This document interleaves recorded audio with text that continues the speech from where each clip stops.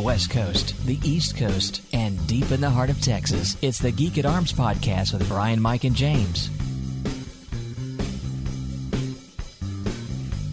Greetings, everyone, and welcome to the latest episode of the Geek at Arms podcast, a podcast camped squarely at the crossroads of geek culture and Christian faith. I'm James, and with me, as always, are my friends Mike and Brian. Gentlemen, it's been a little bit.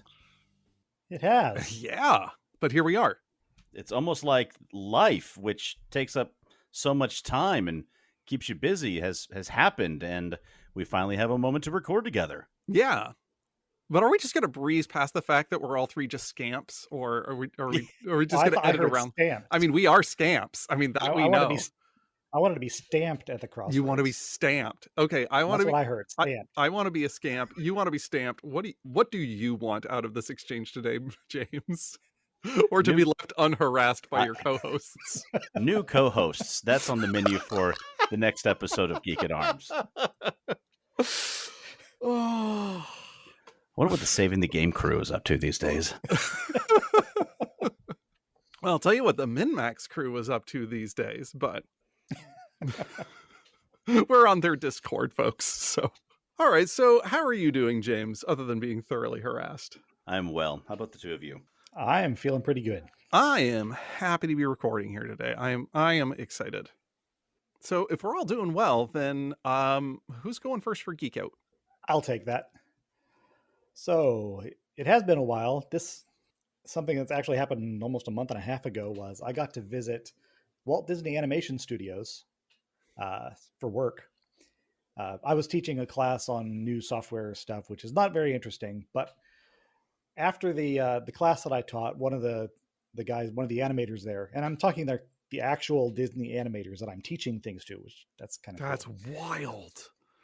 But one of these guys is just so stoked to be working at Disney, and it's not like, hey, I'm a young, brand new animator and I'm happy to be working at Disney because I love Disney. No, this guy was like almost 60. He's been an animator. He worked on The Secret of NIMH. Oh, seriously. Very cool. And this guy is just enthusiastic and excited. And he's like, I'm going to give you a personal tour of the studio. I'm like, cool, great. And so he's taking us around and showing us like, and here's the building where the 7 old men worked. And we're walking by. It's like, no, wait a minute. Let's walk through there. And it's like, it's not actually still Disney people in that old building. They rent it out to other productions. It's like, and sometimes I always look at this board and sometimes there's somebody famous here and you can like peek into their office and see them. There was nobody of the sort that particular day, but he's taking us around and showing us this is the building where Walt Disney had his office and you can still go in there and they've preserved it. And over here is this and over there's that. And then he took us into they have a Starbucks in the studio, and along one hallway out of the Starbucks is where they have their original process cameras. Oh. And they had one of them that was set with a cell from Robin Hood. And then the other one was the first I don't know if it was the first, but it was one of the multiplane cameras that they made. And he says there's only 3 of these that still exist. And one of them is in the Smithsonian and one of them is here. Oh, wow. And it's like, the thing is massive. It's like at least 12 feet tall. I had no idea that the thing was so big. And then you turn around and on the wall, they've got the original patent application and the issuance that came back from the patent office framed up on the wall. It was really cool. So there's segments of that. That's like its own little museum. Mm-hmm. Okay. And that's not uncommon at the studios. They appreciate their own history and they want to display it to people. I mean, that is pretty cool. I did not expect this to go here. When I saw in the notes WDAS, I'm like, okay, that's cool. You're doing some gaming. You got a new keypad for your what's going to be going on? Like, no, it's Walt Disney Animation Studios. Okay, I should have known. I never noticed that was the keys that you use for movement in the game. So yeah, that was a lot of fun. And then I got to go back 2 more days because one of my colleagues was also teaching them some classes. And so I got to just listen to his presentation. And on that 3rd day, they had Take Your Kid to Work Day. And so you not only had the enthusiastic animators, you had their very enthusiastic children Oh my gosh. all over the place. So it was a lot of fun. Okay, so like high level though, what did you teach them? We've got a new module in the software that I support that does image processing, which we'd had that before, but it was really bad and people didn't use it. So we just kind of revamped the whole thing, made it really fast, made it fun to use. And with the intention that people would be able to use this to make textures for their models. Disney, they have a lot of their own software. I mean, we've talked about some of it for Willow, that thing with the texture painting. Mm-hmm. You take it, put the camera in, and paint the textures. We do that, all of that, except it's much, much, much faster. Disney actually can't use that part of our software for very much stuff because they've got this weird texturing format that's not compatible with anything else ever. But they can still use bits and pieces of it. And I think they're going to write a plugin to make our stuff compatible with their stuff because they're Disney and they have the R&D research capabilities to do that. So I taught them on the image processing, the texture creation, and then my colleague taught them about technology that they invented, but then we made better. So hold on. So you went to Disney about building a better mousetrap. Pretty much, yeah. Let's see. The tech that they invented for Frozen, for all the snow, is ghastly slow. I mean, it takes 20, 30 hours to simulate the snow for like just Olaf rolling down the hill. It's terribly, terribly slow. And so one of our engineers found a way to make it faster, and we made tool sets around it. And so we're going to Disney, the people that invented this technology called MPM, Material Point Method, and teaching them how to use our version of it. So that was kind of weird and surreal. But they obviously had a lot of good questions about it because they already understand how it works. The title of the presentation was called, "Do You Want to Build a Better Snowman?" Oh. This is why you need James on your crew. Yes. And I got to see a little bit of what they're working on for next year. Actually, no, for this summer. Maybe Christmas. I'm not sure when it's coming out. I can't tell you what it is because that would break my NDA. Right. NDAs. But one thing that is not on your NDA, on a scale of 1 to 10, how are you excited for the moment of reveal to happen so you can talk about it? Like, how excited are you? You would think I would be more excited, but it's not really that big a thing. It's just, I feel all kinds of, what's the word that I'm looking for? Melees. I can't. I feel all kinds of melees about knowing something that you don't. So we'll put it that way. Great. No, I get it. I get it. Beyond that, we've recorded all of Woolheads since the last time we talked, didn't we? Oh, yes, geez. we have, and it's all out there. And I'm sure there are some people who, at one point, were looking forward to the next season of Woolheads. But yes, the Wheel of Time has unfortunately been canceled by Amazon for reasons. Not even really for reasons, just because. That was a sarcastic for reasons. Yeah. Because I'm sure that they have reasons. Whether or not they're actually good reasons is something else altogether. It only made gobs of money. It didn't make gobs and gobs of money. Exactly. Yeah. But for anybody who's not aware, James and I have done another podcast called Woolheads, in which we analyze each episode of the Wheel of Time, one episode of the Wheel of Time per episode of Woolheads. If you've not read the books, don't listen to our podcast because it's full of spoilers. Mm-hmm. But if you have read the books and you do like them, then give it a listen because we have a lot of fun. I'm going to take exception with that because I have not read the books. And so, okay, like I'm woefully behind, but I listen to the show. And I have not even watched the TV show, but really I feel like this is the peak way to experience this property. Well, I guess we live in an age where people don't have to play a game. They can just go onto YouTube and watch someone else play a game. So there is some merit to that, Mike, and how you experience Wheel of Time.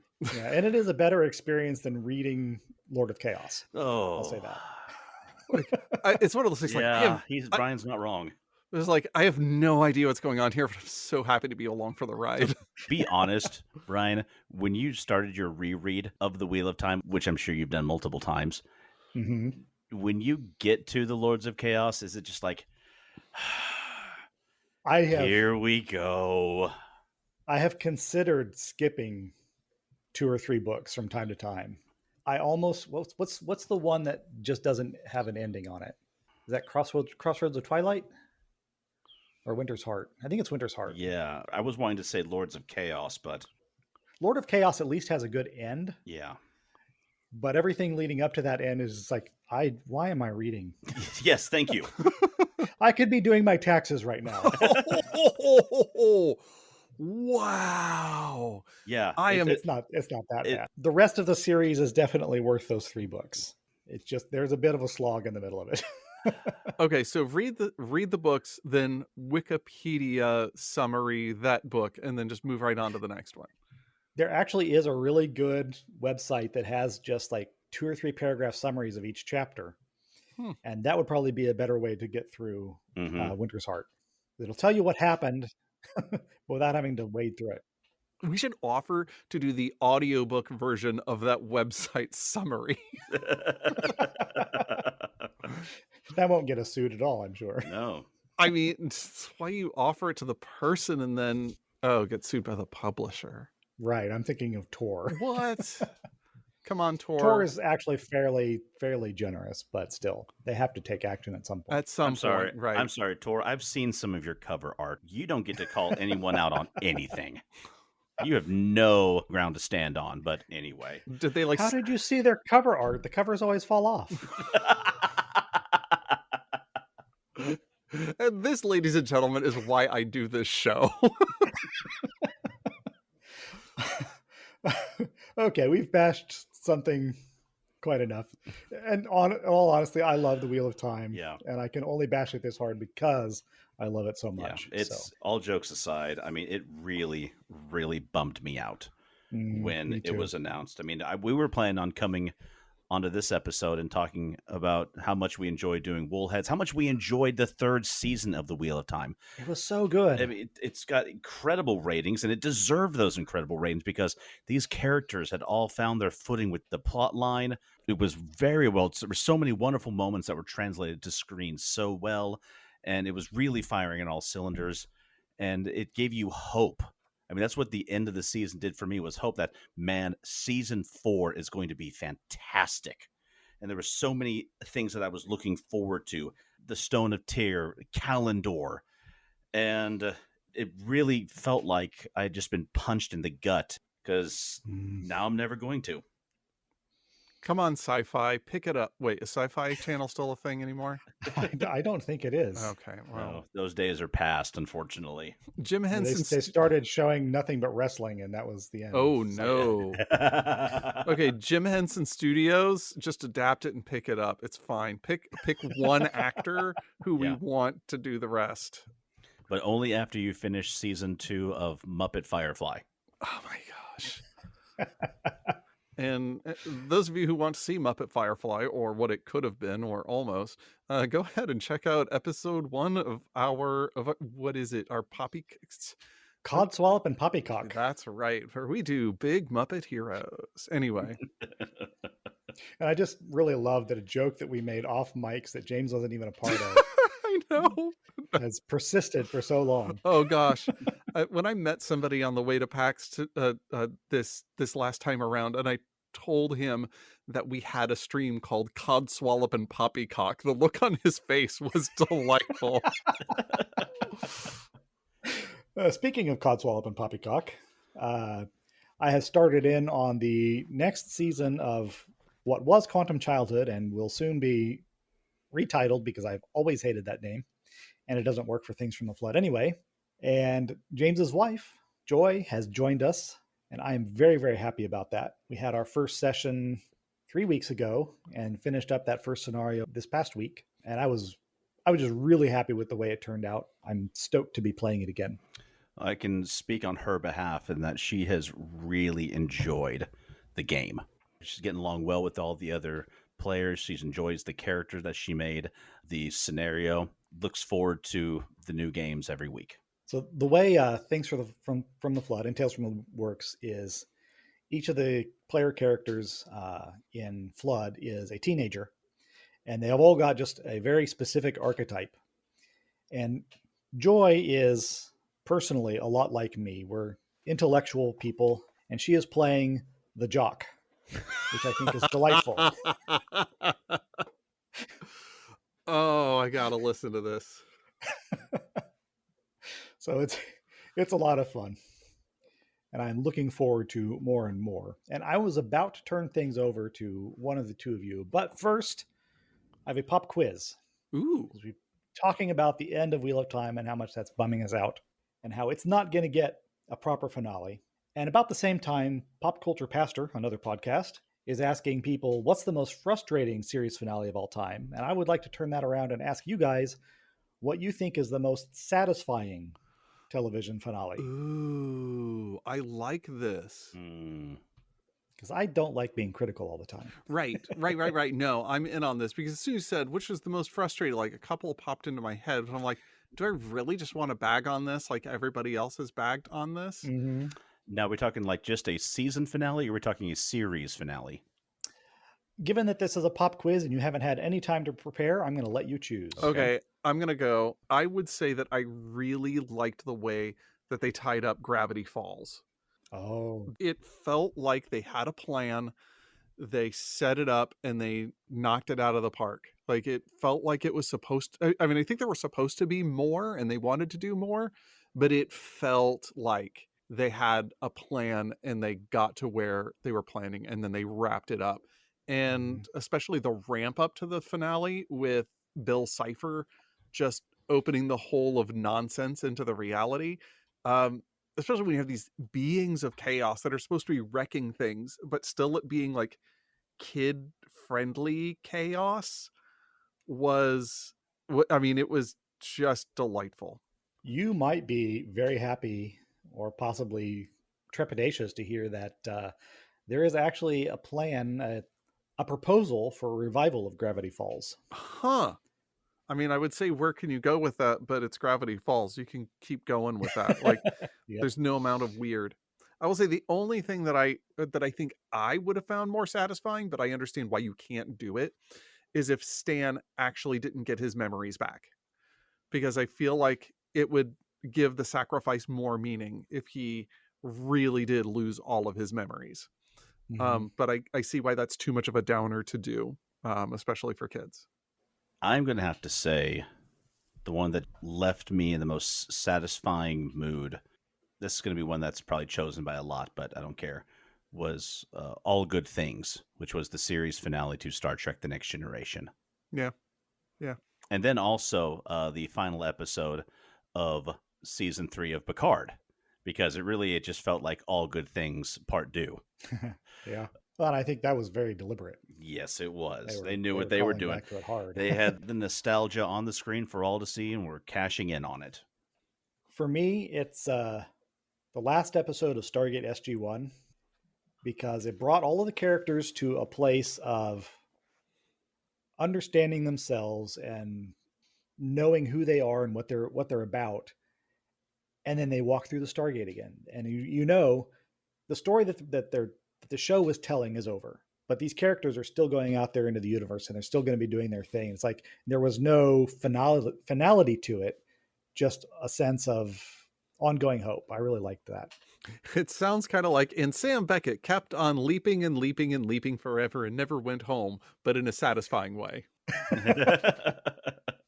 Well, see, the problem with Sam Beckett is you always wanted him to get home. The Stargate crew, you know, they're starting at home. You don't want them to stop doing their thing and being heroic and being who they are. Yeah. If you retire them, that's depressing. It was disappointing and depressing when Jack O'Neill became a general and was no longer on the Stargate team. But seeing them all walk through the gate one time, and they got this great, I'm not going to spoil the final episode. It's really, really good. But you get to see, you know, where these characters' emotional journeys are headed and how they're dealing with each other and so forth in a way that you couldn't see it. It's too hard to describe if you haven't actually watched the show. I don't know if it's necessarily worth saying watch 10 seasons of SG1 in order to get to this one episode, but it might be worth watching 10 seasons of SG1 just because it's a good show. The last episode is not going to disappoint you. As someone who has only watched a small amount of Stargate, I was able to determine that, as you said, Brian, what people want is the main four. O'Neill, Teal'c, Carter, Daniel Jackson. Yes. Thank you. Going through the Stargate and doing their thing. They've tried changing it up, introducing new members to the main four, and with mixed results. But what the people want is the main four. They don't want the leftovers from Farscape jumping in. They want the main four. I will say that at the end of it, it was the leftovers from Farscape still. And they grow on you. They're doing a good job by the end of it. Vala Maldoran actually turned out to be one of my favorite characters, played by Claudia Black. Love Claudia Black. Of course, I could listen to her read a phone book. She's got a terrific voice. Yeah. I don't know her specifically, but I can think of a few voices that Max von Sydow, if he read a phone book, I'd be like, I will buy that audiobook. Can't you imagine Claudia Black would have made a great Aes Sedai in season 4? Oh, yes. She would have. Really good. But I think that closes out our pop quiz, unless somebody had last minute hat to throw in the ring. Why don't we go on to who's next? I think, James, you're up. I will. And so much has happened since our last recording. I'm just going to kind of go through the highlights. I talked in the last episode that I had two big things coming up. Number one being Texas Blade Show, and went to that with my father and my daughter. It was her turn to go, and had a great time. Met a lot of really great knife makers, some awesome people. Knife enthusiasts by the scores, and of course, walked away with some gear, but not nearly as much as I thought I would. One knife maker, he was like one of the first ones I went to go see. The company is called Knives by Nuge, Knuge. Really nice guy, really cool guy. Runs his whole knife making business out of his garage. It's where he makes name everything. Actually Nuge? Part of it is, yes. Oh, okay, great. I got a chance to meet him, talk with him and his wife for a bit. Bought one of his knives, a small pocket fixed blade called the Wicket XL. Came with a really nice pocket sheath, really easy to get in and out. Just really satisfied with it. Walked around into hundreds of tables and booths, trying to figure out, okay, where else am I going to spend my money? And actually only ended up buying one other knife that day. It come from a company called NAFS, Knafs, because it's fun to be different. And I bought the Lander, I think it's the Lander 2, which was a really nice small pocket knife, really good materials for an incredibly good price. Well, don't you have enough knives already, James? Don't you have enough dice, Mike? Oh, shots fired. Gosh, given how dense steel is, I wonder if we put all of your knives on a scale and then put all of my dice on a scale. Yeah, I am definitely coming out on the I have a problem end of this content. Do we need an airline hangar in order to stage this? The onus is going to be on you to bring the dice here because I can't travel with all my knives. TSA has some issues with that. Oh, yeah. Like you put that much plastic in a bag and the TSA is not going to stop me. Right. My game master in this game that I've been playing lately was actually stopped by TSA over his metal D4s. Oh, seriously? Oh, no. No, I mean, basically they are caltrops. Yeah, but how many of those would you have to spread over to like hijack a plane? Like they're like, well, I'm in the cockpit. I just like what? Like if the flight attendant comes to give me an update, she has to, or he has to, or they have to wear shoes? But how does this how are you taking over a plane with like 500 D4s? Like I don't know. Well, I think he probably only had 5 or 6 D4s, so yeah. Apparently, eventually the TSA agent relented. Is like, oh, okay, yeah, I see your point. This is not a weapon. Now, watching somebody's TikTok of them taking their collection of Disney trading pins through the TSA, and we're talking like an entire carry-on of nothing but metal shiny objects, and these people were not marveling at how pretty each one was, as there were pages and pages and folios of just pins. It's hard to travel when you're deep into nerddom. Yeah. And it's very easy to go off on different pathways and rabbit trails. We're coming to my geek out in a little bit, James. Yes, exactly. Well, you said caltrops, and I didn't even bring up Legos. So the next video on Geek at Arms YouTube channel will be testing which hurts more, metal D4s or Legos. No, we will not with my feet. You are welcome to that one. Well, we'll just use Brian. He's already got gout. How much worse can it be? Oh, you're about right. My feet have enough problems. All right. Well, moving on from Blade Show. Once again, I traveled east to the state of Mississippi for the large SCA event called Gulf War. Yes. Wonderful week. Fought a lot. For newcomers who are unfamiliar, the SCA stands for the Society of Creative Anachronism. It's a medieval reenactment group that is present here in pretty much every state in the U.S. and also pretty much every country in the world. And there are several wars that we hold. We take a week and we go and we camp. Thousands of people there. Different events are held, combat scenarios, tournaments, arts and science. So much happening. There's something happening every hour of every single day. A huge merchant's row, fought in many melees, had a wonderful time. Some of the melees we fought in, they were allowing the use of rubber band guns to simulate firearms, which was a lot of fun for me because besides the 2 rubber band pistols that I own, I also have a about 5 foot tall recreation of a matchlock rifle that fires a surgical tube rubber band. Now, and to get those rubber bands through the rifling of the barrel is the biggest engineering trick. No. It's really easy. Super simple. Barely an inconvenience. You just don't do that.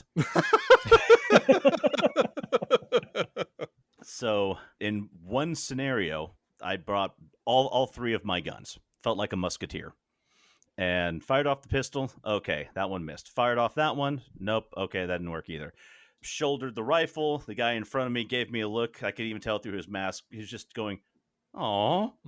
Blam! Blasted him. Then their line got pushed back.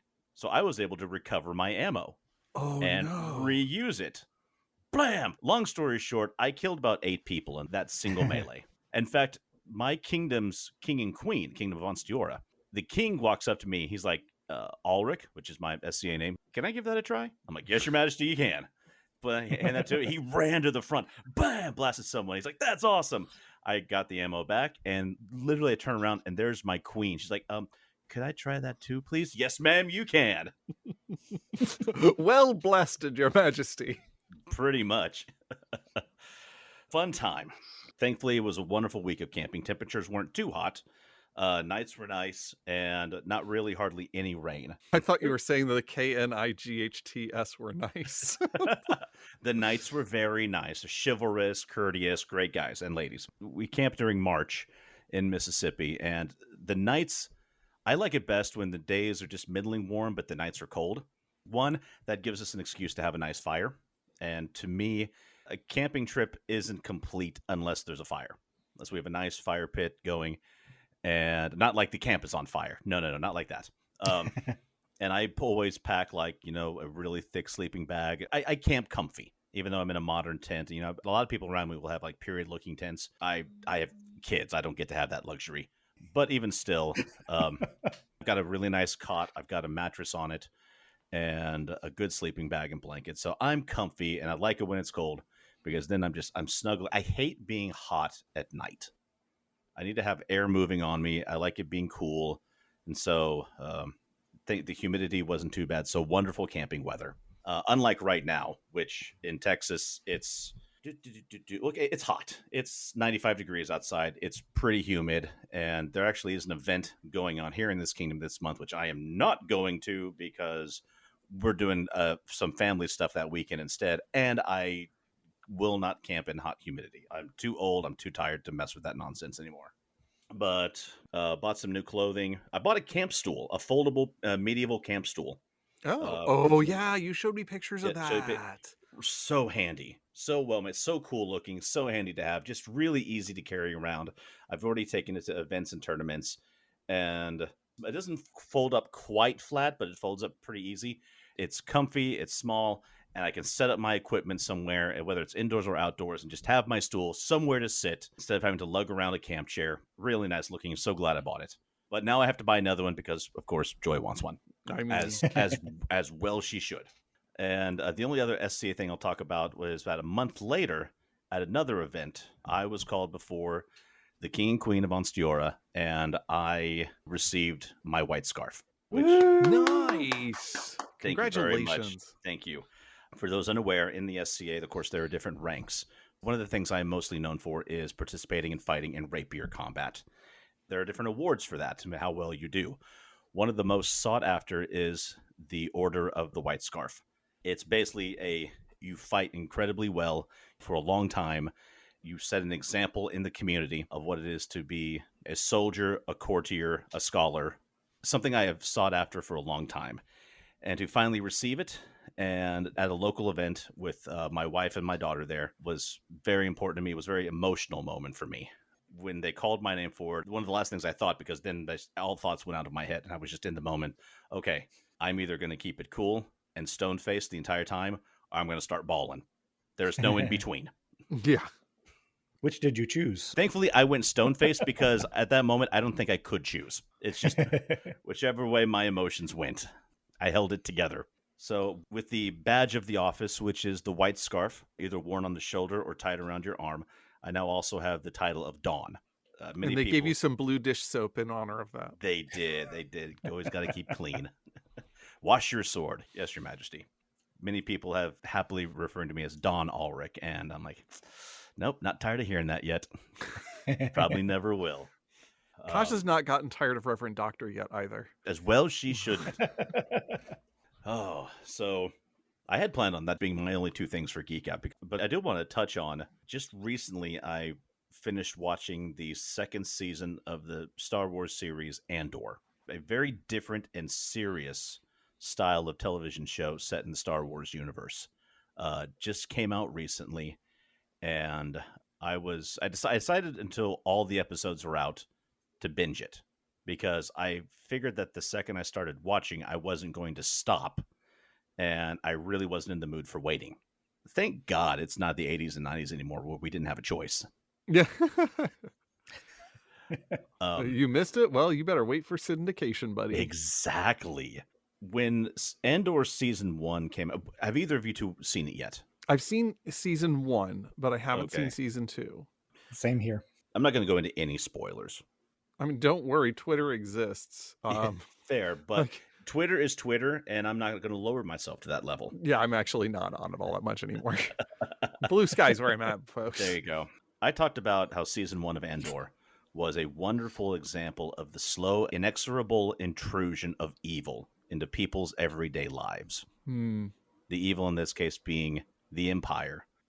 Season 2 shows what happens when evil has intruded and now has a foothold. You've heard the phrase, give them an inch, they take a mile. Well, give them a building, they take a planet, is more appropriate for season 2. I had hoped that it would have been at least as good as season 1, and in some respects, some episodes were even better. It takes you plot-wise and time-wise right up to like the day before Star Wars Rogue One. Oh, wow. I really encourage you to watch it when you have a chance. You will enjoy it. And it was recommended strongly to me just last weekend, actually. Yeah, I have heard. I've heard that it is both poignant and timely, and I did not get further elaboration. But I when I get access to Disney Plus again, I am very interested. Good. And that will do it for my Geek Out. I guess that's off to me then, since we're otherwise out of co-hosts. I recently went to PAX East, which is amazing because I love it. Hooray. So I do have a PAX report posted on the blog already. This is not going to be just a rehash of that. You'll see some overlap, but there are going to be some things that are not there that are here, and some things that are here that are not there. And did I just say the same thing twice? Doesn't matter. So there's not a complete overlap. There's new content in both places. One of the things that I kind of like, okay, you hear negativity in any space. And even when there's something as fun and cool as PAX East, you hear some people saying like, well, it isn't the same as it was before. And without really naming what before is, sometimes that means, in the pandemic, and sometimes that means, when I was a child. But things, first of all, like, things are always going to be different, 5 years later, whether or not there's been a pandemic. But some of the buzz online is like, oh, things are back. And I'm like, my dude, it always was back from the things that I loved. But I get what they're talking about. Because one of the things that you almost always saw at PAX is have either of you listened to Jonathan Coulton, artist, performer, nerd? That was the Skull Crusher Mountain guy, right? Yes, it is the Skull Crusher Mountain guy. He hasn't been to PAX since like 2018, 2019, something around there. Jonathan Coulton and Paul and Storm were doing concerts again on Thursday night this year, and people were just ecstatic that they were back. I actually got to go to, it was just way too late at night and I was too exhausted. So my eldest took my wife's badge from Thursday and went to the Thursday night concerts. And yeah, kiddo absolutely loved going to the Jonathan Coulton concert. She always wanted to go see JC live. She came back and said, oh, by the way, they're doing a last minute panel tomorrow. And I loved going to their panel. Paul and Storm and Jonathan Coulton were like, oh, this is really kind of haphazard. This is really kind of last minute. We're not very organized. And so they were kind of apologizing that it was them loosely talking about a subject, but mostly it was just Jonathan Coulton and Paul and Storm being Jonathan Coulton and Paul and Storm, which made it exactly the reason why I wanted to go to the panel, because just wonderful, witty individuals being themselves talking about the Jonathan Coulton cruises. But they had a lot of things, like there are some things that you have a lot of the energy there on Friday and Saturday that the year after the pandemic or a couple of years after the pandemic were not there. But you see a lot more of the picking up of the community-led engagements, like just kind of pickup games of Johann Sebastian Joust picking up, and they had free-to-play arcades back, and those are all wonderful things that used to be at PAX that were also again at PAX. And so I see what they're talking about with like, oh, these things are back. PAX is back. And I'm like, but PAX has always been here. Like, it's always been an amazing community. And you get to see a lot of indie developers, whether or not Nintendo shows up. If Nintendo's going to release something, you're going to know about it. Like, it's going to be unmistakable.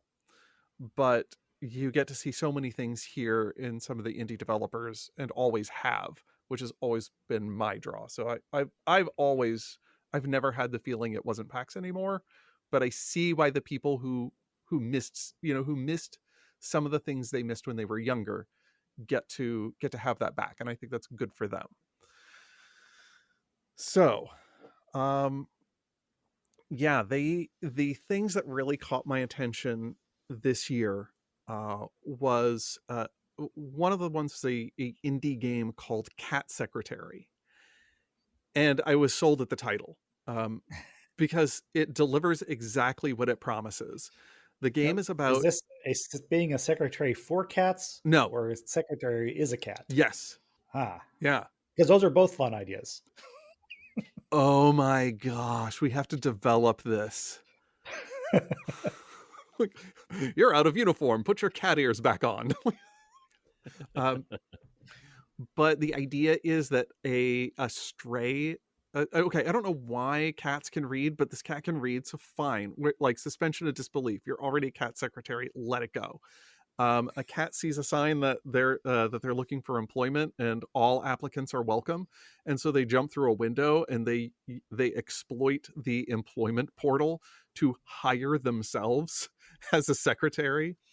And this company is being taken over by AI bots, and so by day it's a work sim, by night it's a stealth game.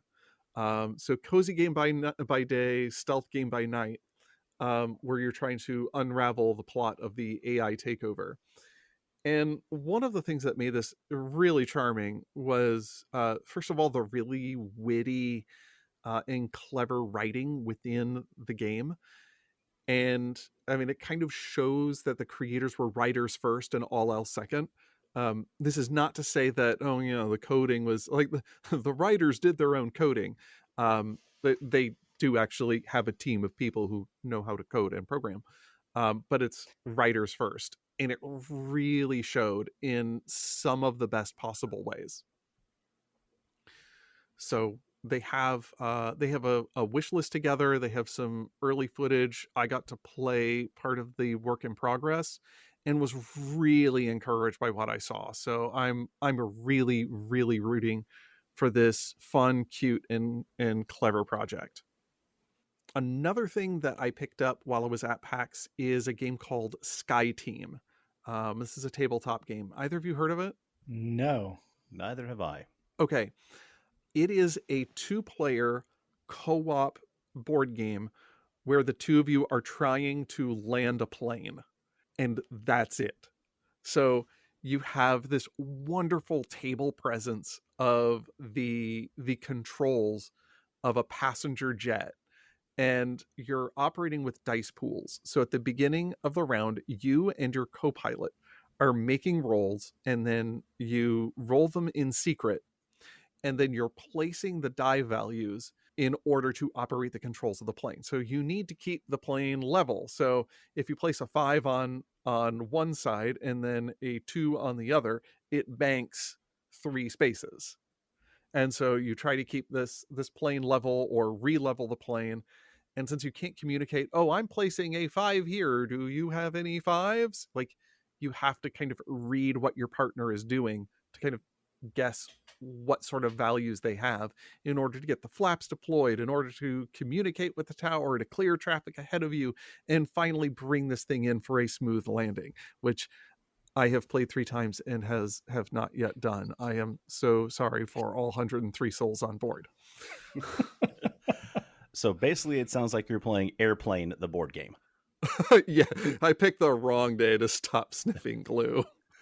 If I realize it's a dice pool game, but if there isn't a rule titled, and I quote, "Do you have clearance, and what's your vector, Victor?" and that's a Roger, then honestly, the game designers aren't doing their job. Like, I need to write into them about, did you have the chicken or the fish expansion? But it is a solid, fun game, about 20 minutes a play. So it's a great game that doesn't have a whole lot of setup, but it does have a great table presence. And we haven't gotten into the extra components to make things more challenging if you want, but the game has a lot of room to grow right out of the box. So it was a solid buy. Yeah, I'll keep an eye out for that one. I'm always looking for 2-player games because the only person who will ever play games with me is my sister. Yeah, I actually went specifically looking for 2-player games, and I was not disappointed. So it's called Sky Team, Prepare for Landing? I believe that is the one. All right. I'm looking at it on Amazon right now. I'm like, oh, that's a cool board. Yeah. As I said, it has great table presence. And yeah, and it is not too expensive for what you get in the box. I was actually shocked. I would have expected this to be $30 to $40. See, they've got it on Amazon for $30 right now. Yeah, I think I paid $28 for mine. So if you are looking for 2-player games, I played another one called React. This wasn't quite my game. I thought it was interesting enough to talk about because I'm pretty sure it is somebody else's. It's a 1v1 asymmetrical combat game where you play artists with your own art styles, and you're using like the art styles to duel each other. And it's not just artists. It's imagine if your art style became your anime magical girl superpowers, and that's the vibe. So it has a great, like, okay, if this thing didn't have good art leading it, then it may as well have gone home, but it has pretty good art. Really, it works with the game. What makes this different is you play your battle out from your deck, but your deck mostly has like 4 or 5 different kinds of cards repeated through it. And what makes it distinctive is not these vast array of things that you wish you could do if you could only draw the cards, is knowing what sorts of combinations of things that you can do. But it's called React because it has a procedure to each round, and you play your cards out in the procedural workflow, basically. And then once you have finished your workflow, then you say, okay, we have built the workflow. Now let the actions take place from this end of the workflow to that end of the workflow. And then the rounds happen. So say you see somebody play an attack card on, square X, and you're standing in square X. What you want to do is arrange the procedure to shift your movement and maybe get your opponent in square X so they do damage to themselves. Okay, yeah. So I thought that was really cool. It is a lot of logical flow thought process involved. That is not usually the experience that I'm looking for in a 1v1 with Kaja, especially, because you will beat me every time. But no, that's not the reason, or that's not just the reason. But I still thought it was a fascinating game. I'm looking forward to the expansion for Masters of the Renaissance, which may not sell that well once people realize that it has nothing to do with turtles. Oh my gosh. No, the other Turtles game is coming later this year. We'll talk about that in September. But other than spending the time with Kaja on Thursday, and obviously I love the time spending with my eldest when I take them on Saturday, because Saturday is just an energized, crackling atmosphere and such a positive community. But the thing that really stole the show for me this year was such a little thing. There was a company that did a free minis paint and take. Very cool. Yeah. So they have the paints, they have the minis, you paint your mini, and then you bag it up and then you go. And, they're not trying to sell you anything, which wound up being the most expensive thing about the weekend. That's what I was just wondering. It's like, how are they funding? Oh, wait, they probably produce a lot of minis and paints. Yeah, I don't remember the name of the people. The first taste is free. Yeah, the first taste is free. And then when your birthday money hits your account, then you make bad choices. Hooray. No, I was like, okay, so where might I buy these paints? Like, yeah, we didn't bring any with us. I go to Pandemonium Books and Games. Like, do you have these paints? Like, here we have a bunch of them. So glad you visited our neighbor's booth while you were at PAX. And I'm like, yeah, you're right. So I was actually really encouraged, because I thought that my first mini would just absolutely look like crap because I had no idea what I was doing. But when I expressed some frustration, I actually had a neighbor sitting next to me who, first of all, had enough of astute self-awareness and awareness of others to ask, do you want my input? And at that point I said to her, yes, I would love your input. And she had apparently been doing this forever. And so she gave me some wonderful tips. And she's like, oh, why don't you just ask for one of these? Because you put a wash on that afterwards. That's really going to pop. And I'm like, wait, I can ask them for more colors? I'm like, yeah, just ask them. And they came and they gave me little dabs of more colors. And so, yeah, I painted more minis after that.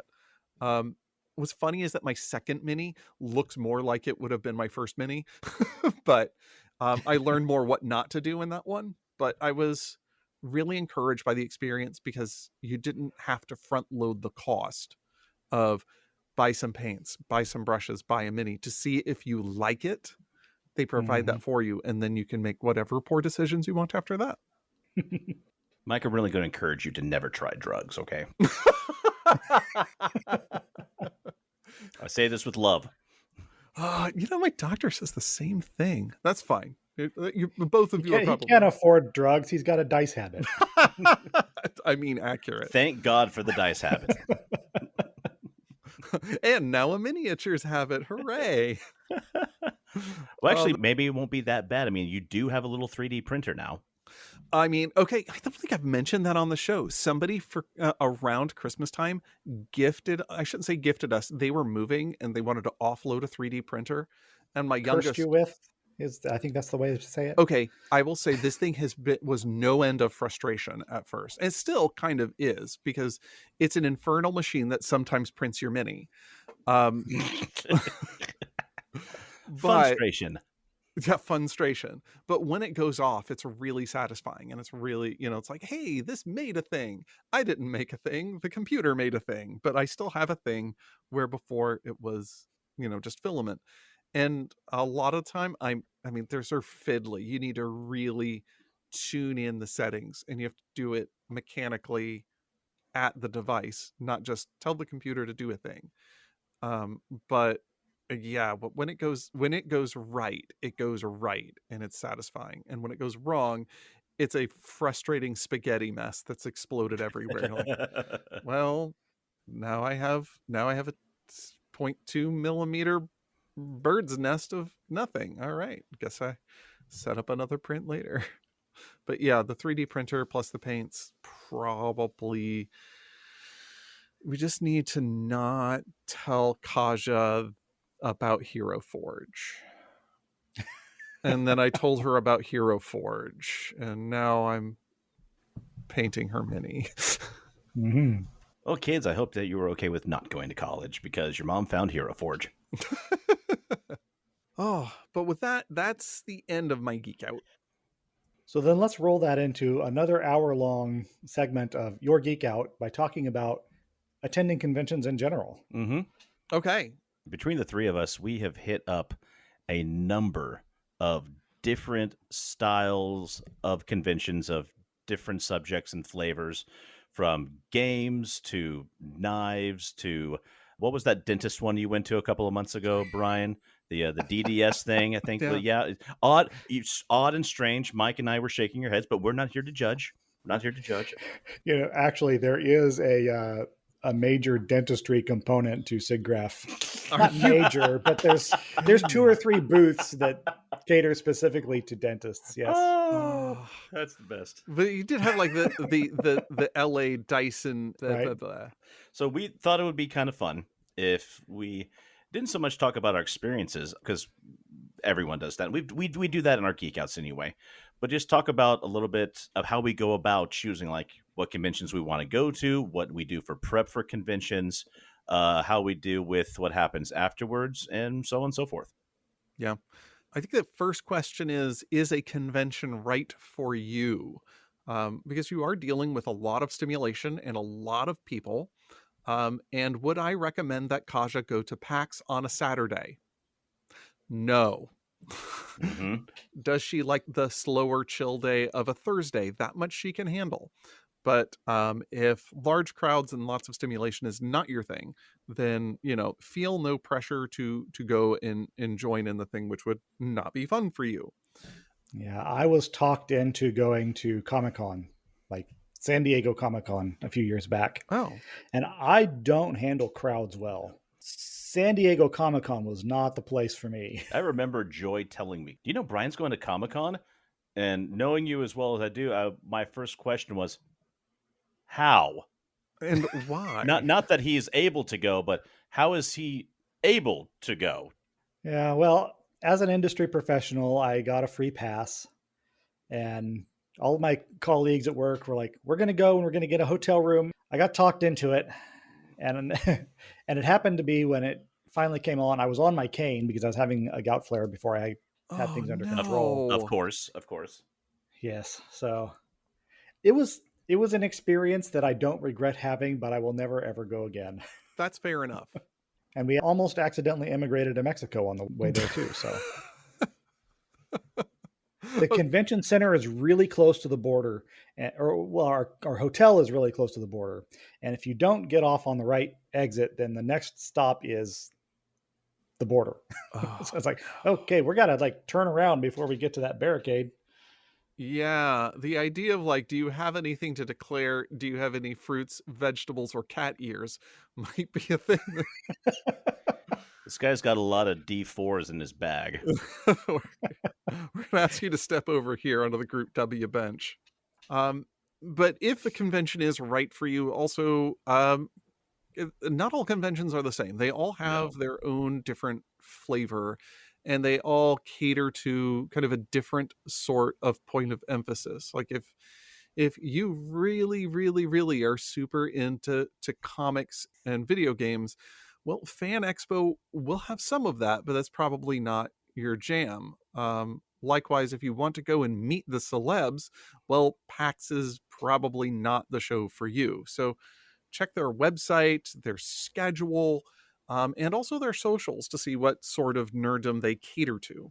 And if conventions are something that you haven't done before and you're trepidatious about it, check the websites for, just put in comic conventions or video game convention or whatever, and you'll get a list of dozens and dozens that are probably in your area that are fairly small. Yes. My sister takes her kids to one in Cheney, Kansas, I think, that is tiny. It's 200 or 300 people attending. Wow. When my family first moved to Texas, we found out that a local university was having a small comic and sci-fi convention. It made the perfect one to introduce my wife and daughter to. My daughter was still in her stroller at that time, getting close to being out of it, but sometimes strollers are actually a great thing because you can put all of your stuff in one, and also when people see a stroller, they tend to, politely just kind of steer away from it. So you're able to almost plow the road, so to speak. But they both had a great time. That was actually one of the draws for me taking my youngest to Fan Expo, was because, one, the ticket prices were so much lower for children and teens than some of the other cons in the area, and also that it was a much less attended convention, that they would have gotten way overwhelmed with crowds. Speaking of Fan Expo, that happens twice a year here in the DFW area. Yay. One in Dallas and one in Irving. And I've taken my daughter 3 times now. She loves them. Still a huge vendor room, tons of cosplay around, rooms with different maker spaces, cosplay groups like the Imperial 501st, the Mandalorian group, or Disney cosplay groups. They're there with a lot of examples of what they do and answering questions. Some panels this year, actually, and just next month, I'm sending my wife with my daughter. My wife has yet to experience Fan Expo, and I thought it'd be fun for them to do this together. So they'll be doing the Dallas one, and they're both really looking forward to it. And as you said, prices, a lot of these conventions will offer early bird pricing if you buy a ticket as soon as they become available. And that's what I did, and made it much more affordable. Yeah. Also, if you're trying to figure out, is this something for you? Some conventions are more kid-friendly than others. So if you can check the past year's schedule and see what sort of events they have on that, or what sort of panels or workshops or maker spaces that they have to offer, it'll give you some hint as to whether or not this is a good thing for your 7-year-old or your 13-year-old. And also check, a lot of these places have Facebook groups or online communities or Discord channels. So it's easy enough to ask around with people who love it to see if it's going to be a place that you think is right for you and your people. So if we've decided that we are going to one, and we've selected the one and when, and we have purchased our tickets, or maybe we haven't yet purchased our ticket, how do we prep for going to a convention? Because just showing up without thinking it through is going to be a different kind of experience. Now, some of that will depend on the type of convention you're going to. Mhm. Like, I'm not going to take the stuff that I prep for a RPG and tabletop convention to Texas Blade Show. I'd find very little crossover there. I'm kind of glad that there aren't a lot of knives at your role-playing game. Yeah, the LARPs get really messy. Yeah. Like, wow, that looks real realistic. How it feels realistic. I need a... How often do you guys do that? Just once. Just the one. Yeah, and most of my convention going experience has been on the professional side. I don't go to much in the way of the fan conventions, but I go to technology conferences quite often, and it's an entirely different kind of prep for that. For one thing, because I'm usually being sent by my company, and so they handle the hotel booking and so forth. But even then, the hotel booking is a lot of times, I'm assuming for your professional conventions, is done in blocks, right? Mm-hmm. Yeah. And it's done way in advance because the hotels fill up fast. And if you wait, then you're going to wind up staying at a Fleabag Airport hotel that's 15 miles away from the convention center. And that's not fun. Yeah, that I think is true for no matter what kind of, whether it's professional or if it's a con. You want to figure out your arrangements way ahead of time. And a lot of places have the hotel bookings right there when you purchase your tickets, and they generally can lock in a price that is lower than the average hotel space in the area. Now you can bunk with friends, you can find Airbnbs that are cheaper, but there are a lot of reasons to go with the convention hotel booking. Yeah, the hotels that the convention itself books will tend, well, I don't know if this is true for the gaming and comic convention types, but in my experience, they're often a higher class of hotel that you may not be accustomed to staying in and may be out of your price range, even with the discounts. Yeah. I have never stayed in the Westin in Boston, other than the fact that I can stay within the GBA in my house. The advantages are they're usually right there on the convention site, but if I've never been able to go to, say, I'd love to go to PAX Unplugged, but staying the night at the hotels and the travel make it outside of my budget, because I tend to do these things very much on a budget. Mm-hmm. So I'll need to make pals with somebody in Philly and bunk at their place. But if you've ordered your tickets, or if you're ordering tickets, also please note that there are some that will ship it to you if you order early enough. And sometimes it's a little bit extra. Sometimes it's more than a little bit extra. But otherwise, you're going to will call and starting your line while you're waiting there to get your badge. But if you're prepping, you got to have a pack list. Like, know what you're packing with you when you go. First off, pre-packing, wear deodorant. Yeah. Please. You've seen the jokes online. You wear deodorant every day. Great. Wonderful. Just wear deodorant. I mean, it's please and thank you. Yeah, it's easy to not, because people are like, oh, I'm going if you're doing it multiple days, oh, I'm going all day. Oh man, I'm getting to my hotel room at night. Okay, I'm crashing. Oh, I got to get up for the next thing. I'm just going to slap some, I don't know, half a gallon of Axe body spray on. It's just fine. No. Soap, water, deodorant, toothbrush. Mm-hmm. We will all say thank you. And you'll say you're welcome. You're getting prepared for the day. You're getting stuff together. First thing, I recommend comfortable bag, backpack, fanny pack, whatever works for you. Just make sure that it can hold a good amount of stuff without becoming uncomfortable, and that it fits everything that you want with room to spare. Be cautious of overpacking. You're going to be lugging this around all day. Your shoulders and back are going to get tired if you overdo it. Yeah. I hear people will go all day on the convention on their feet with something on their back and like, oh, my neck is killing me. My back is killing me. Like, well, yeah, if you've thrown everything in a backpack, it will get the job done. But if you're like me, and I say that now I am I just recently had a birthday, so now I'm in season 3 of my TNG Picard years.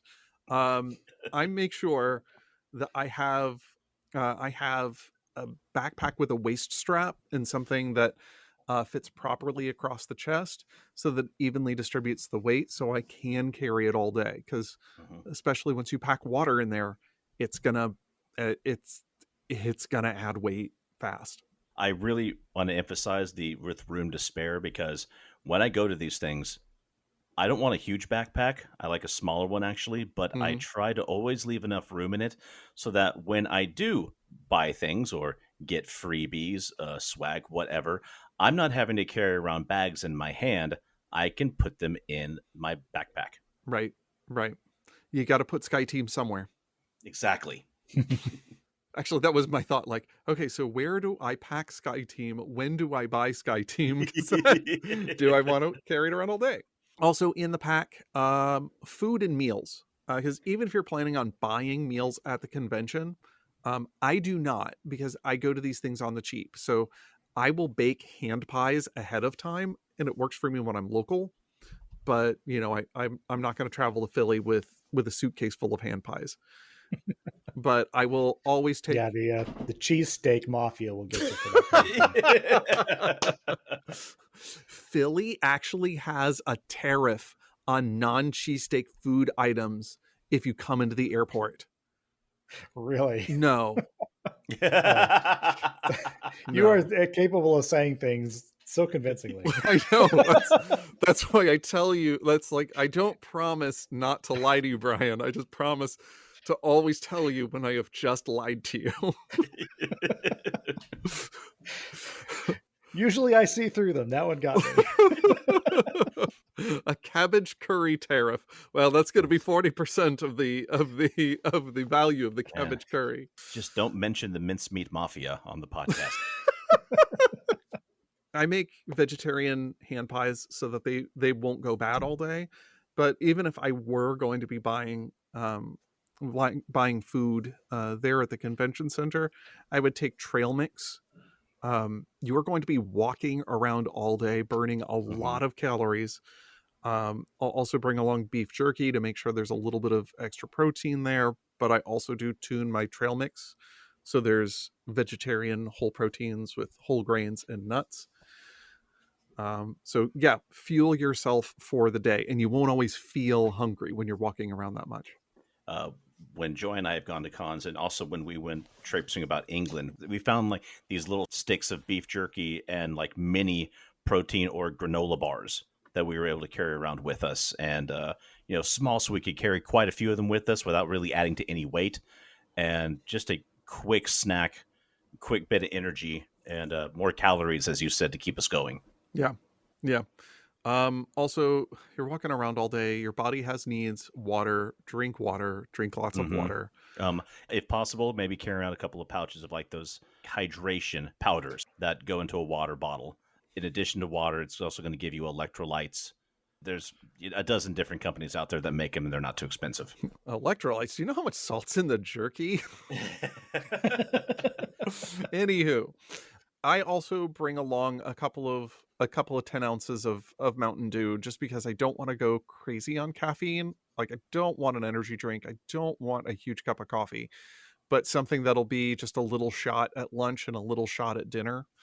If you do things in moderation, it goes a long way. I tend to not bring a lot with me, actually. I don't bring a backpack. Sometimes I'll have a bag if I'm expecting to be able to need to tote stuff out, but I trade money for comfort most often. Yeah. I can afford to do that, though. I'm making a pretty good living, so it doesn't bother me. Well, it still bothers me to pay $8 for whatever it is. Everything is $8 or more. Little granola bar a granola bar, $8. Nachos, $8. A hot dog, $8. A pizza, $8. It's weird. You're in Boston, just take those up to 14 and you're fine. Like, that's right. Like, you mean I can have a $15 convention hot dog for dinner and regret for dessert? Okay, fine.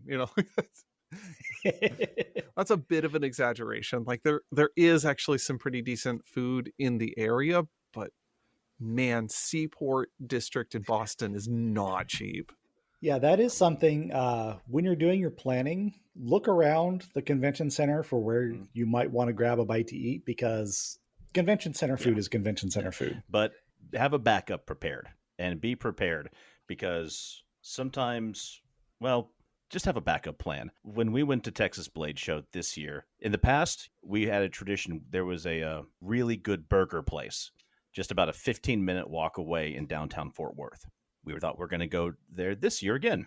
And then we looked outside, and between the very cold wind blasting down the street with bits of rain coming down sideways, we decided we didn't want to make that walk. Yeah. In addition to food, and speaking of walking, good shoes and good socks.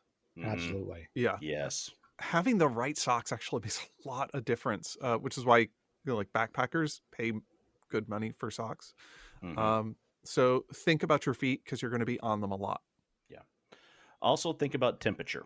It might be worth throwing a light jacket, a sweatshirt, or a hoodie into your bag, or like tying it around your waist or keeping it handy. I mean, in Texas, I didn't know that hoodies were legal in Texas, like even in the summer.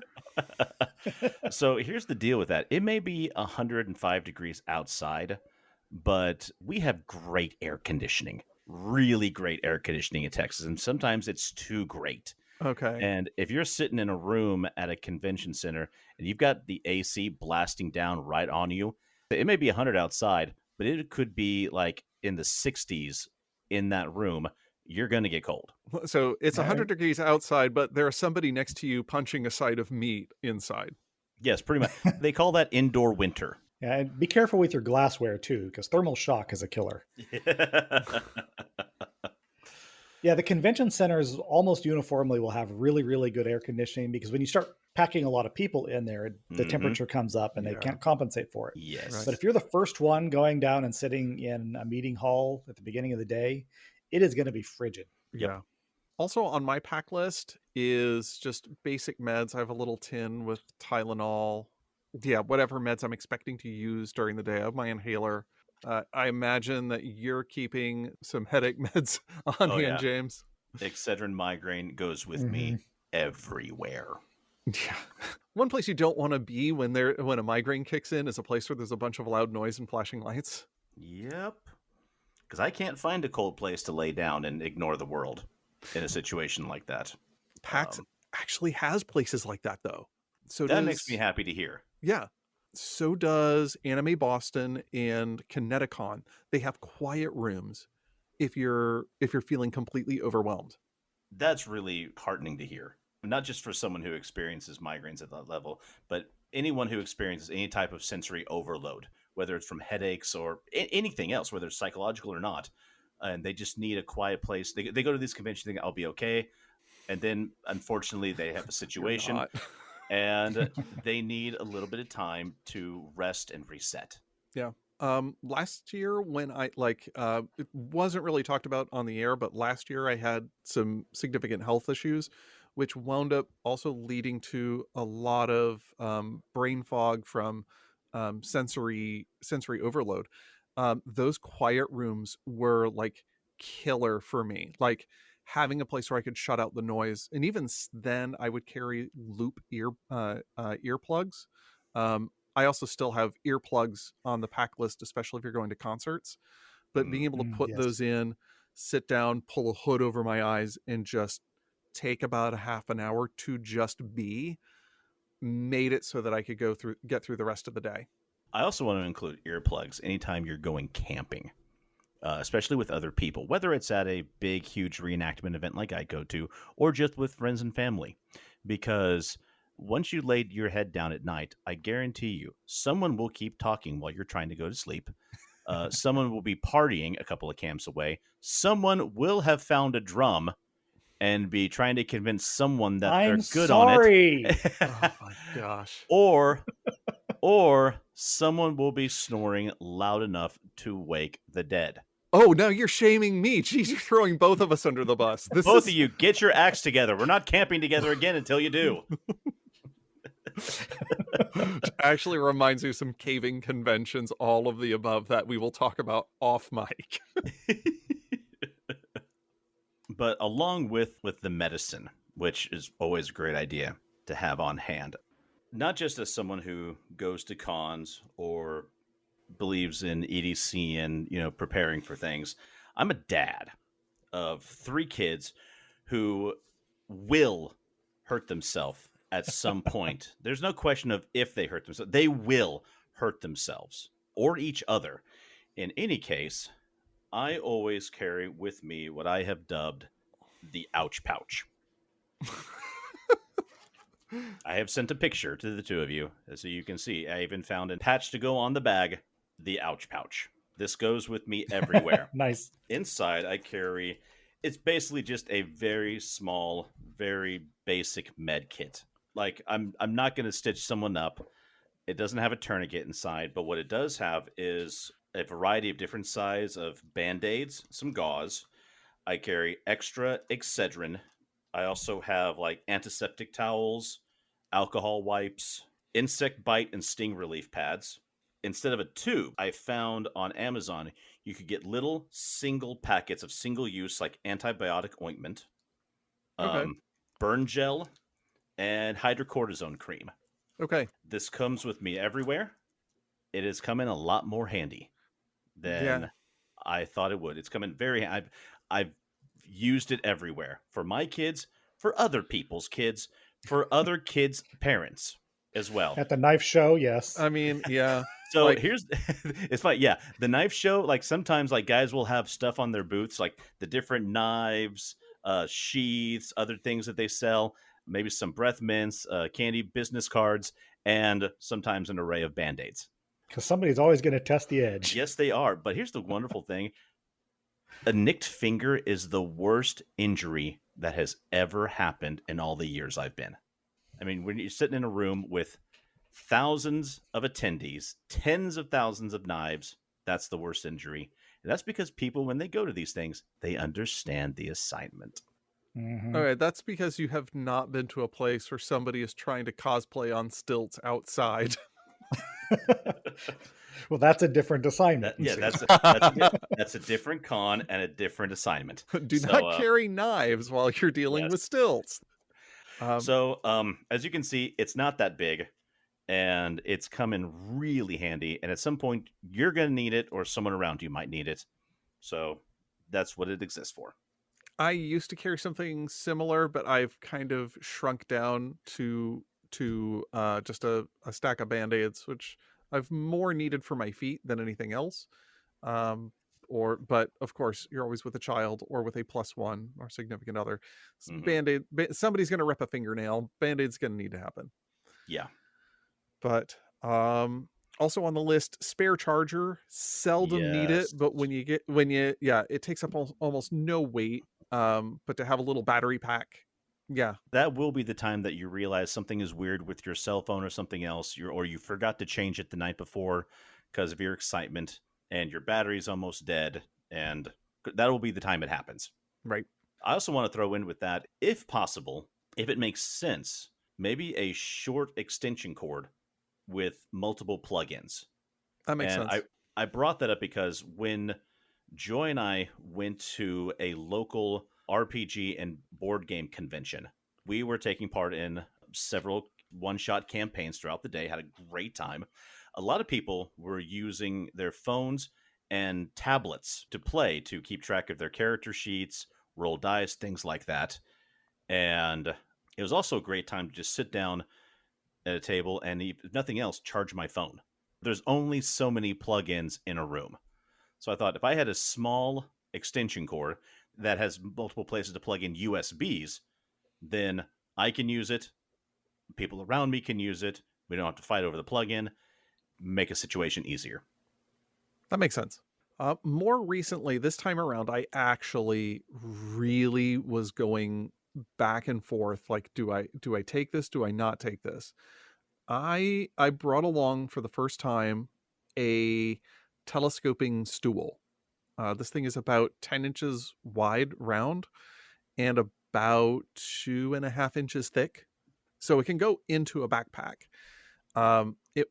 It's fairly lightweight, but when you're walking around all day, every ounce counts.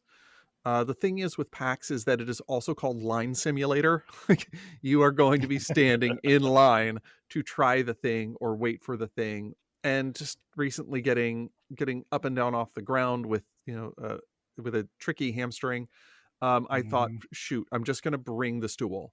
And I was so glad that I did, because you can take these things out and expand it to about 18 inches high, which is about perfect for me in terms of just the ergonomics. So I'm standing in line. The hamstrings are just about killing me from not moving enough. So I'll just pop this thing out of my pack, untelescope it, set it down, sit down, and then I will have 3 people in my age bracket saying, "Where did you get that?" Also, this is something that I also checked with the organization before I brought it, because it depends on, some things may or may not be allowed on the floor. The organizers are not always the same people who have the venue, so they will have different restrictions. But one of the things that I'm glad that I checked is, one thing I do not bring with me is I leave my knife at home. My everyday carry pocket knife, even though it's fine and legal for Boston, the convention centers do not like me having it. And James, I cannot imagine why on earth they let you into the Dallas Blade Show still carrying a knife. You're going to want to watch your tone. So it's funny because I was talking to someone about Blade Show, and they said, I know they sell knives, but do they let you carry in your own knife? I'm like, oh yeah. And then I had a thought. Oh, you should have told them no. Well, I thought, it is a convention center, and sometimes convention centers can be weird. And I'm not putting it past any entity to have a stupid rule. Yeah, legit. So I decided to go on their website just to see, like, okay, you're going to a place where they sell knives, but are they going to gig you for trying to walk in with one if you're not a vendor? It makes sense that wouldn't be a thing, that would not be the issue. But I'm sorry, I've lived long enough and I've seen too many stupid rules. So I just double checked. I'm like, okay, no, we're okay. The fact the rule is that you could only carry in 2 knives of your own. Like, you have a pocket knife, you could have one fixed blade attached to your hip or your belt or whatever, and that was it. You couldn't walk in festooned with knives all over the place. Or if you do, just don't let them see it. See, I thought it was gonna be like the fairgrounds where you can't bring your own food or drink. You can't bring your own knives. You have to buy them here. Exactly. But as far as cons go, though, many places will follow the rules of the convention center, which will be no bladed weapon, no handguns. Anywhere you go, you're going to see federal order, 30-06, 30-7, no open carry handgun, no concealed handgun. But they also extend that to knives, bladed weapons of any kind, sharp sticks, pencils straight from the sharpener, all that stuff. What about a bayonet on your gun? A bayonet on the gun is fine. That's a legal loophole. That is actually classified as a halberd or short spear, which is just fine. If your convention of choosing does have a no knife policy, that's fine. Leave it at home. If allowed, though, a multi-tool can be very useful. And there are several options without knife blades. Oh, really? Now you may still be challenged on it, though, as I learned when I tried to take one through the airport. Yeah. Oh, really? Yeah. If you're my recommendation is, if you're flying, make sure no blades. If it has scissors on it, make sure the cutting edge of the scissors is below the TSA allotment. I have traveled on a plane with my Leatherman multi-tool, the one that they make that does not have a knife blade on it. Unlike Brian, I was not challenged on it, and I was prepared, though. This is the Leatherman Stylus, whatever it is. No knife blade. Check it out. I'm keeping it with me. Yeah. I'm going to check that out. So they did let me through, but I made sure that I keep it in an external pocket on my backpack so that it's clearly visible. Mm-hmm. So it doesn't look like I'm trying to slip it through. Yeah. That's what they said to me at the USS Constitution. Well, you're obviously not trying to hide it. I just don't want to see it. As I found out at a couple of different places, having something, whether it's a small pair of scissors, a screwdriver, a tiny pair of pliers, pry bar, whatever, they can come in handy for a multitude of reasons. Yep. One of the things that I take with me, I usually bring a mask and hand sanitizer. In such large, tightly packed areas, I'm usually masked. And we're going to get to this later because con crud is a real thing. Now, unless you're wearing a K95, it is not likely to prevent much of anything from coming through, through the air to your mask. I've got a beard. I can't have a good seal. But if I've got a bug, it will keep it to me. And so I generally wear one as a matter of courtesy because we're dealing with a bunch of people traveling. We're going to spread germs. I'm keeping mine to myself. But also hand washing is a real thing. Before you eat, wash your hands. I also bring along some hand sanitizer if I can't get to a restroom before I dip my hand into my snack bag. Back me up here, guys. I sound like a germaphobe. No, just kidding. Something else you might want to consider taking is, and I highly encourage you do, is your Geek at Arms business cards and stickers. Oh my gosh, I handed out so many of those this last time around. And I have to apologize to you, Mike. I meant to send you another batch of the stickers that I had, and I even set them out to send. And then because I set them out, I promptly forgot about them with everything else going on, and I did not send them. My apologies. Oh, that's okay. I live with an art student who has an account where they have a sticker maker, and they needed to clear out their account, and so they made all kinds of stickers, including some Geek at Arms ones. So wonderful. Yay. Excellent. Those are going on all the bathroom stalls at the barcade.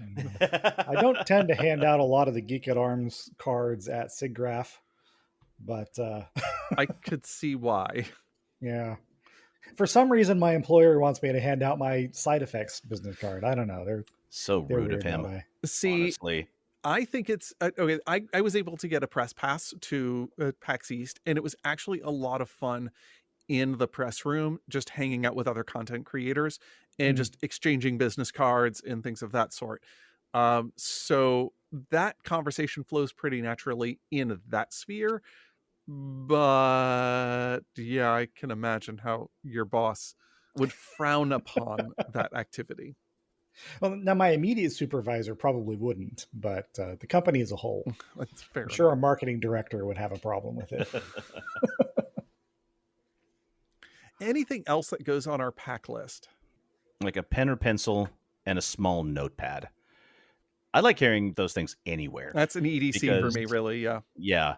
I know a lot of people take notes on their phone. I do as well. But you can't always count on the phone. And sometimes it's just easier to pull those out and physically write it down.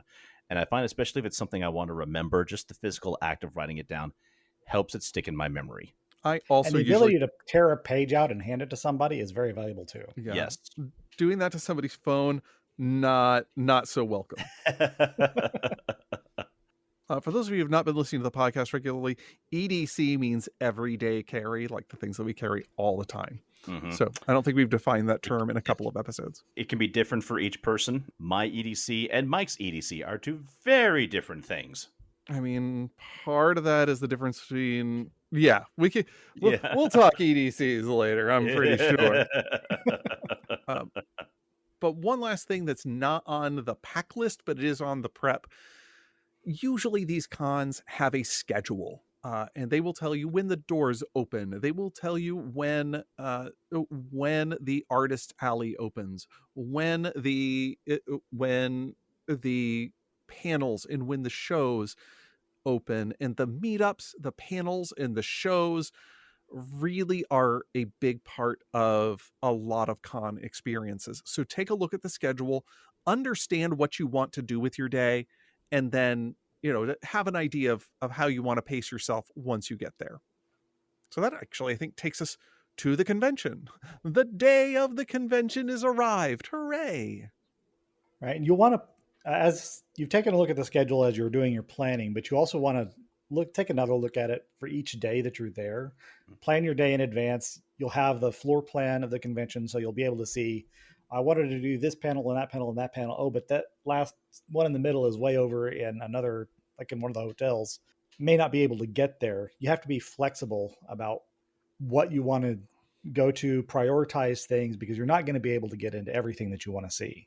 Yeah. And feel free to live in the moment, change your mind, have fun. Mm-hmm. Like you can't live your life in fear of missing out on the one thing that was on the schedule, because you're going to miss out on stuff. There's too much stuff to do.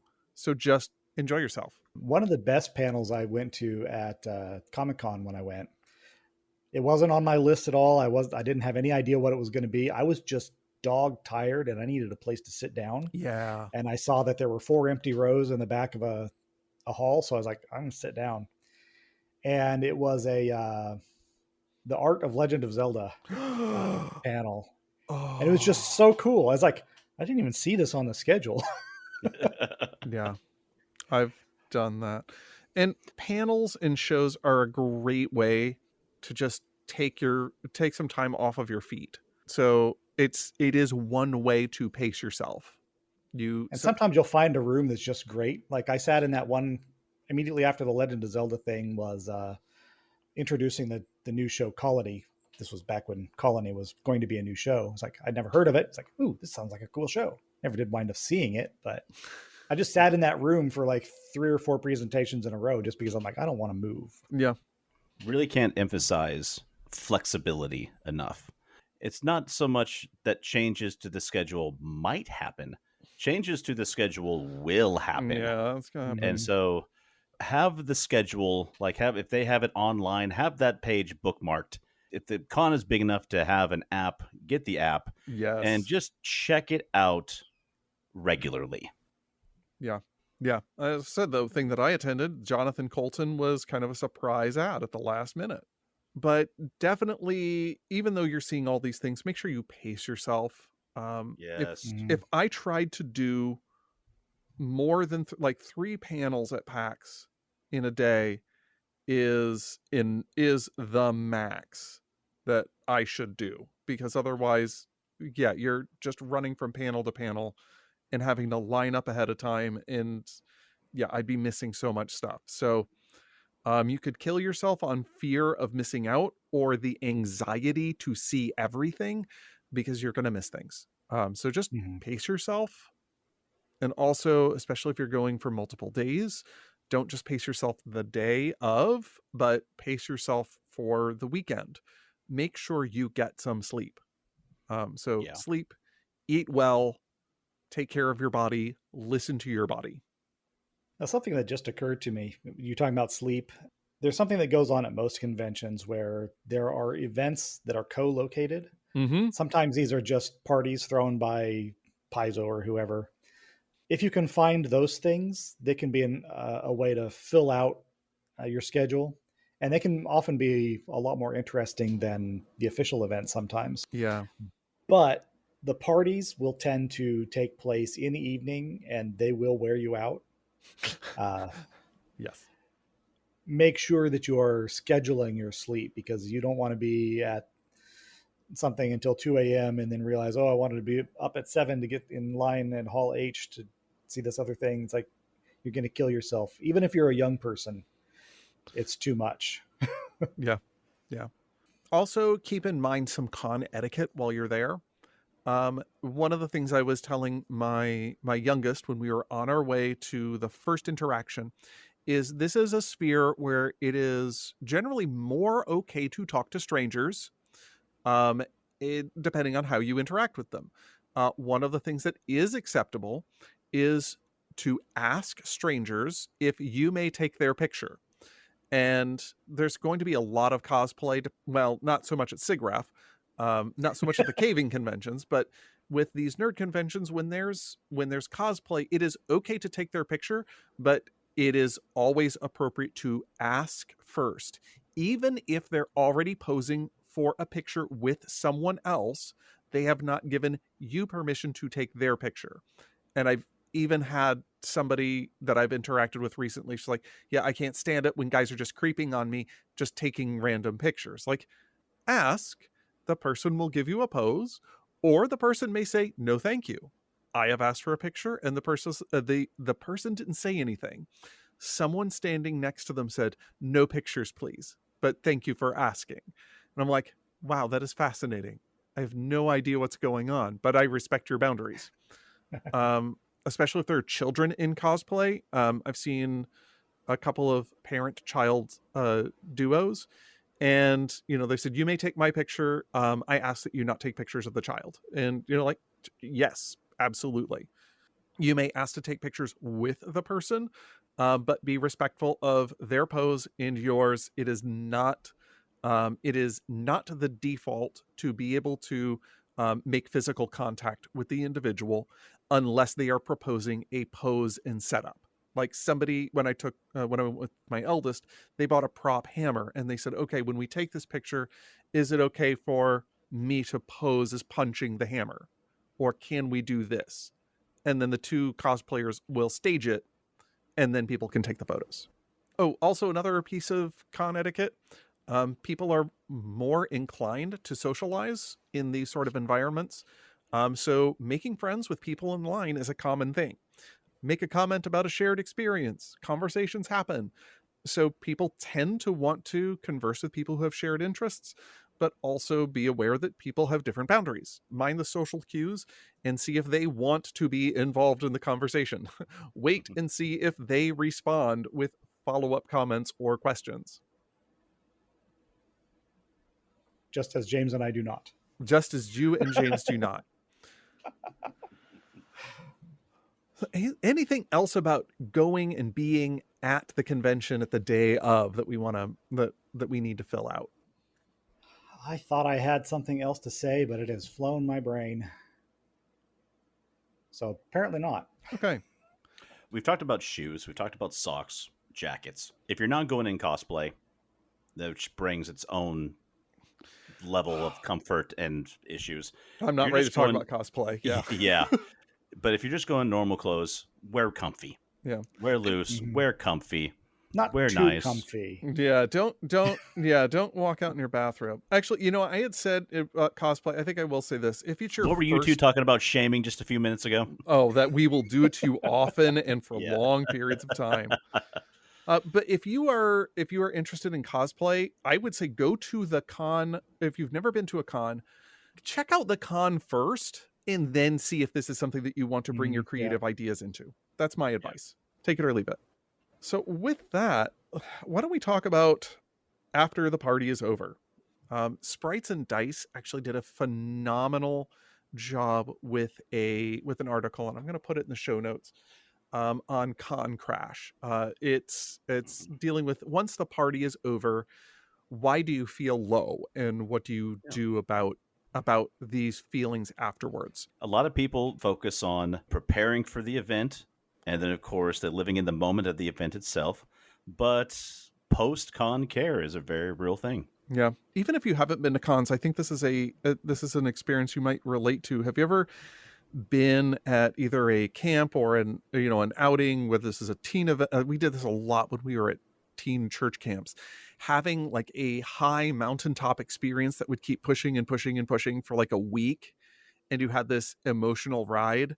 Or you might have had it in theater, James, once all the shows were over, finally just feeling that after everything was finally done. Yeah. Cons can be like that as well. So this is kind of a natural thing with human psyche. If you've had a long, especially if there's not a lot of sleep and a lot of physical activity and a lot of high emotions, that once you get about 48 hours afterwards, or sometimes immediately afterwards, you feel, that Sprites and Dice uses the word depression. I'm not sure that of these minor quibbles that I have with the article, I would say that, depression is a diagnosable condition. But having the blues, having an emotional crash afterwards, while I wouldn't call it depression, is a real and lasting thing. First, acknowledge your feelings, know that those are real and those are fine. They're not abnormal, but you can deal with how you might feel with those blues of re-entry to work, getting back into the humdrum, catching up on your sleep. Those are all things that you can do.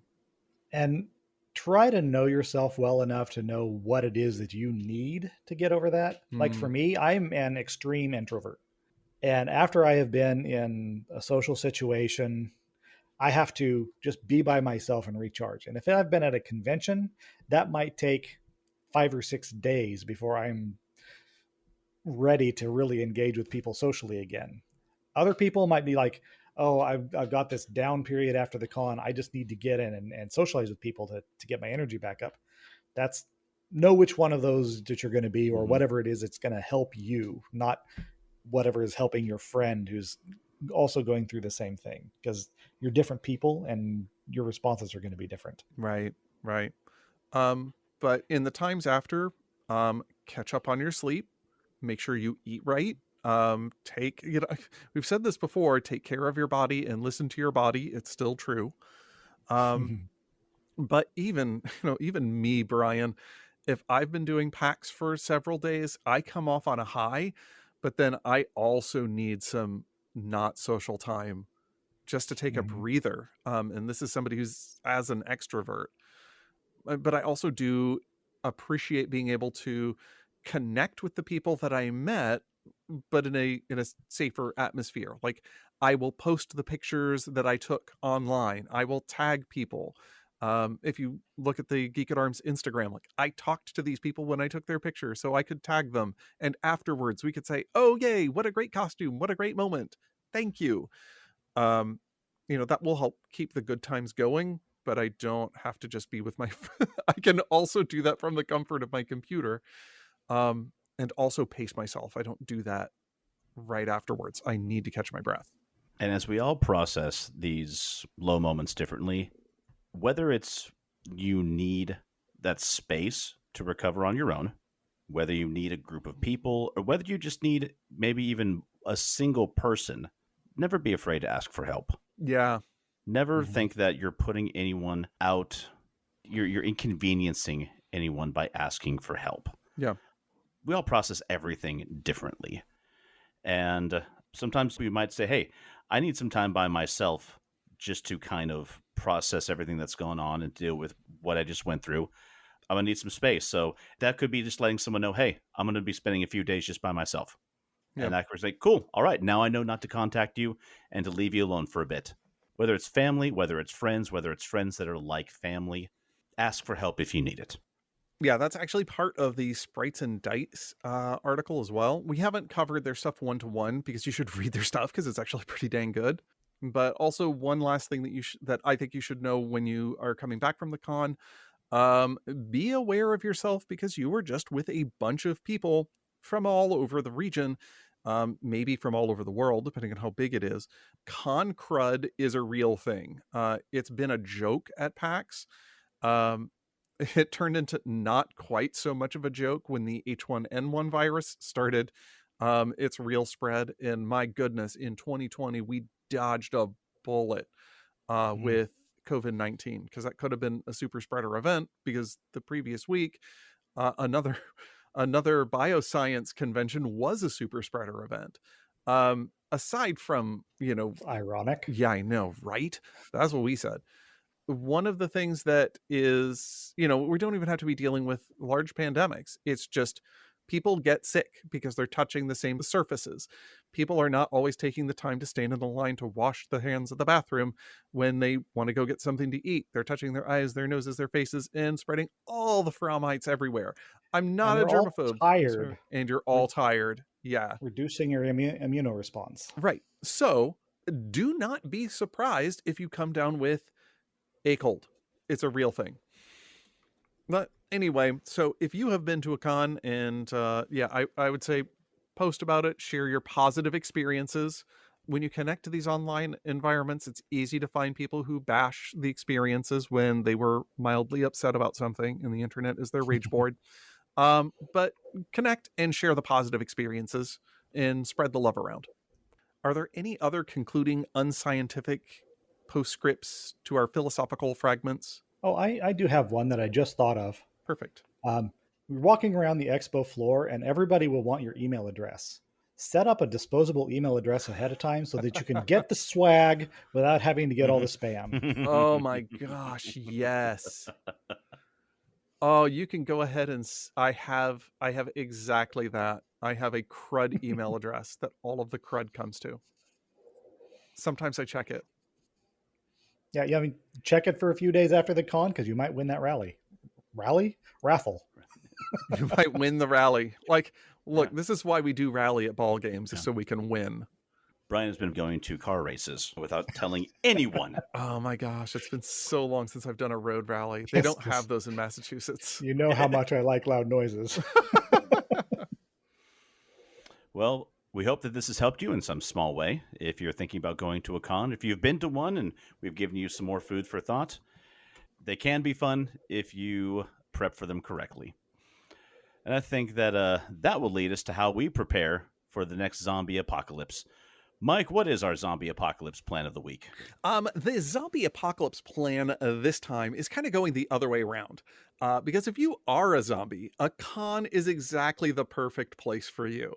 Because as you are just kind of walking around as a shambling corpse, people are going to say, oh, wow, that looks amazing. How did you do that? And they won't see it coming when you bite them and start the huge, massive pack jam full of people to bite right there. You just catch them off guard.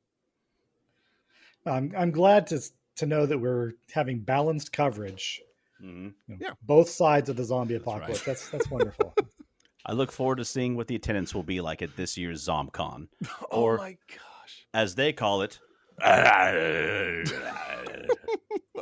looking it up to see if ZombieCon is a thing.